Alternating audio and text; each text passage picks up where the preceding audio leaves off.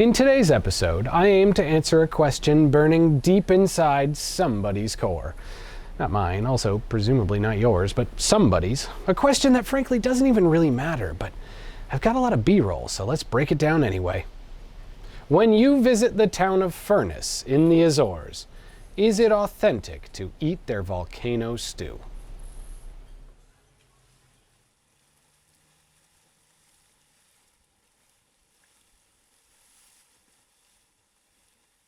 I'd describe San Miguel kind of like a big fish in a small ocean. It's like the welterweight champ of the Atlantic, 6 foot something in a chain of 5'8", however you want to put it.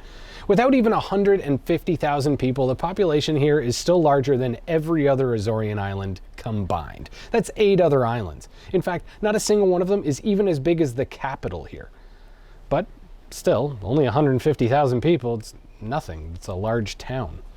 And what's more, they're kind of outnumbered.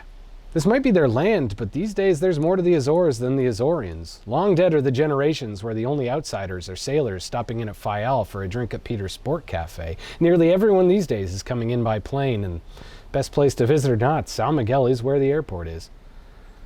So, today the Azores host over 800,000 tourists a year, statistically speaking, which is the most fun type of speaking. 70% of those will end up spending an average of 3 days here in San Miguel. Which means, for those of you keeping score at home, that during high season, tourists make up more than 1/10 of the population, potentially even up to 1 in every 5. Which brings me to Furnas. Quite literally, that's how I found this story. That's how I got all this B-roll. I had the exact standard San Miguel 3 days, and I did the exact standard San Miguel things you do with them. On day 1, I drove to the canyon. It had a lookout point, and I looked out. On day 2, I wandered the city. I went scuba diving. That's not important to this story. What's important is that on day 3, like those infinite masses before me, I found myself in the 3rd most visited tourist destination on San Miguel, the town of Furnas. Now, Furnas, as the name implies, is on fire. Or at least it smells that way. The entire town smells like a basset hound crawled under a quilt after eating egg salad. It is disgusting. But I can see why the tourists come anyway, because it definitely has its draws. I mean, hey, it's a volcano. It has hot springs. That's one of the main pillars of tourism. Ancient Romans took trips to hot springs. Ming emperors, Ottoman viziers. It's upper-class tradition almost everywhere on Earth. Hell, go to Japan today and you can even see our biological kin playing around in the bath. I may not be a monkey spa biologist, but it seems pretty hardwired to me. Which isn't to say that the town started as a tourist destination. It didn't. Its first people came for the trees, not the springs. Lumber for their ships and towns. It would have been about surviving pirate raids, cash crops, cheese.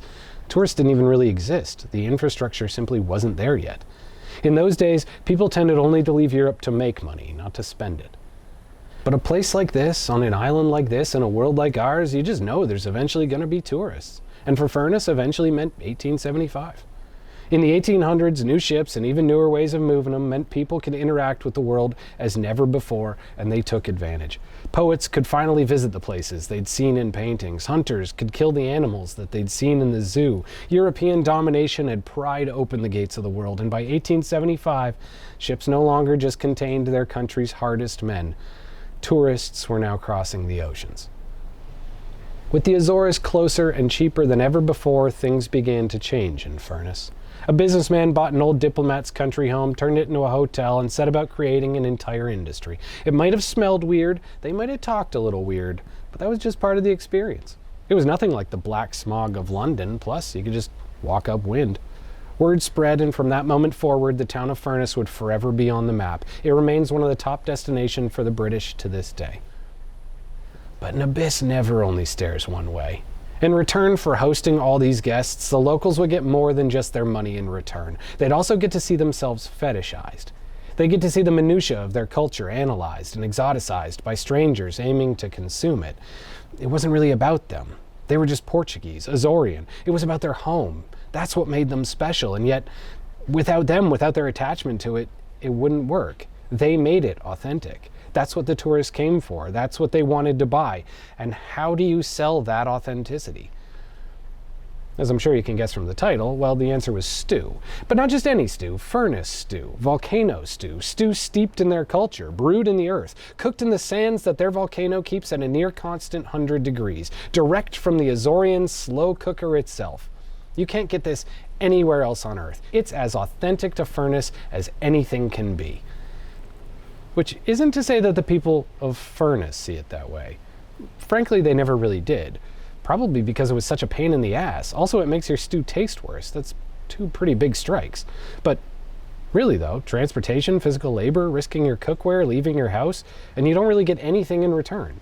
If you're from here, if this isn't a novelty, so to speak, what's the point? It wasn't like they were low on firewood. This is the wood town, and wood doesn't taste like sulfur.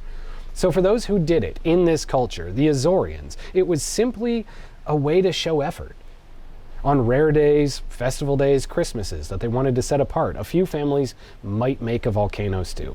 Not for the taste, not because of some cultural heritage that they were instilling in their children, just because it was cool. Use the volcano, it's fun, it makes the meal special. But the thing is, every day is like Christmas to a tourist. It might not always be December, but everyone visiting still feels like their moment is the special one, and the money flows faster when you agree with them on that. So fast forward a few generations, and there's more volcano stews being consumed on an average Tuesday in July than in every local family's Christmas past combined. And it's easy to present that as a bad thing, but it isn't like Furnas's morning gloss. What did they really lose? Authenticity? What does that even mean? It isn't like tourists eating this stew stops anyone else from making their own. They could do it anytime. It's a standard Portuguese meal. There's nothing special about it. They just don't. It's a pain in the ass. And plus, after selling it all day to tourists, it feels a bit different. What Disney employee goes home and cooks a funnel cake? It's hard to have your culture and eat it too. The way I see it, authenticity is a bit like particle physics. It doesn't truly exist until someone observes it, and the moment they do, it's changed forever. The more we stare into that bowl, the more that stew stares back.